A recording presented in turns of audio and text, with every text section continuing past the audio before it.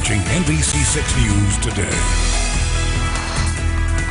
Welcome back. Well, seizures are scary, and here to break down everything we need to know to keep our pets safe is Dr. McNair with University Veterinary Hospital. Thanks for being with us. All right, absolutely. Tell us a little bit about, seizures. A lot of people, we just don't know much about them, and especially when it comes to pets, this can be very frightening. It absolutely is. A seizure in general, we talk about in the brain, we have these cells called neurons, and they fire these electrical signals that are intended to run the whole body.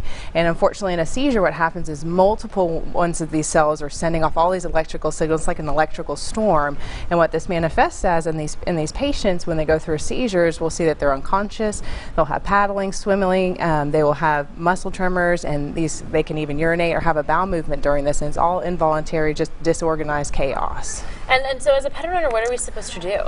So when your pet's having a seizure, there's not much you can do for them during a seizure. The thing to take comfort is they're not feeling any pain or any distress. They're completely unconscious. They don't feel a thing. We have to feel all the emotions and go through it.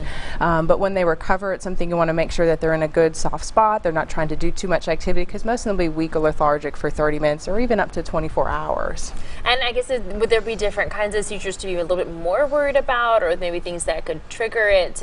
Do I need to rush them to the veterinarian? Like, what is that process like? Yeah, so if your pet's never had a seizure, it's an absolute reason to go to the veterinarian and figure out why. Seizures can happen for a variety of reasons. This can be major organ dysfunction, serious infections. This can be even issues in the brain itself or a toxicity. So it's really important that if your pet's never had one, that they get evaluated and quickly, because if there's a primary reason that they are having seizures, we want to address that and then we'll resolve the issue.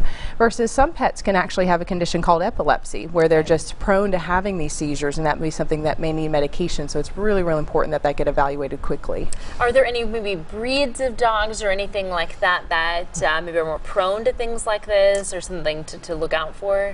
Not necessarily any particular breed. Any dog can have epilepsy. Any dog can have any condition to induce seizures. So it's just something that the age of when they start having seizures is probably the biggest thing that I'll stress for people. That if I have animals that are 1 to 5 years of age, that's kind of the biggest time for epilepsy to start developing. So if all their testing looks normal, that's going to be the condition we likely tell them that they have.